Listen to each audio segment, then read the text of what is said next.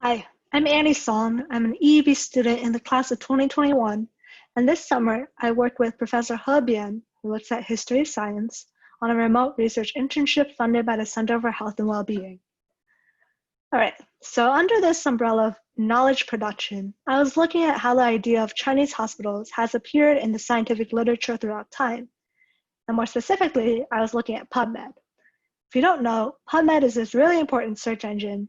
And if you're doing a literature review or original research that is in any way related to medicine or health, you'll probably start off looking at PubMed, which makes this a significant gateway to knowledge and context for both experts and non-experts. And so if we have a better understanding of how this idea of the Chinese hospital has appeared in PubMed, we'll know more about, the dissemination of information and perceptions. All right, my methodology was pretty straightforward. I did a literature review, I wrote an annotated bibliography, and then I, cataloged the articles I had read in Excel to make it easier for future researchers. Moving on to my results. The most important graph here is in the top right. Basically, if you search for Chinese hospitals in PubMed, most of the articles you'll see were published in the past decade, and in fact, many from the past 5 years. What this means is that what you're getting is from the recent past. You're not going to find a lot of historical articles on Chinese hospitals in PubMed. And this trend line has been moving upward and will probably continue to do so in the future. So we're going to see probably a lot more articles on Chinese hospitals. As a side note, the green bars represent the articles that were added to my annotated bibliography, which I used to categorize the articles I had read. So if you look at the bottom left graph, you'll see the number of articles per category. As expected, a lot of them are from biomedical researchers. So looking at, medical practice, what sort of surgeries are being conducted, outcomes, mortality rates in Chinese hospitals. What was pretty surprising for me was that many of these articles are actually non-medical.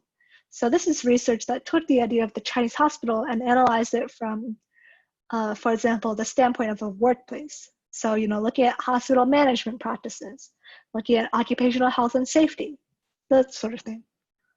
So the discussion point here is that you're going to get a diversity of results from many different fields.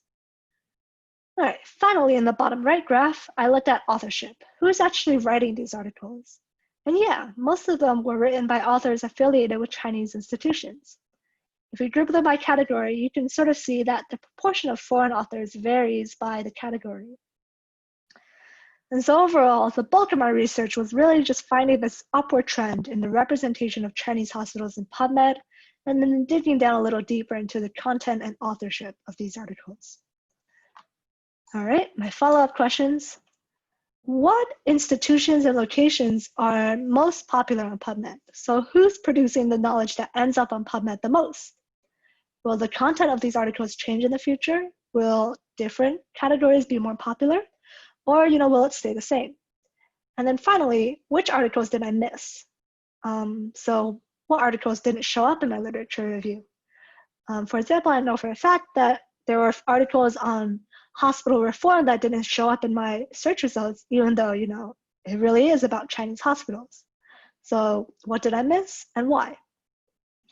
All right, so in conclusion, the body of knowledge on Chinese hospitals, what you'll find is pretty young. It's from the recent history, and it encompasses many fields of research. And then, finally, I'd like to thank Professor Bian for supporting me throughout this entire summer. And of course, thank you to the Center for Health and Wellbeing for funding my research.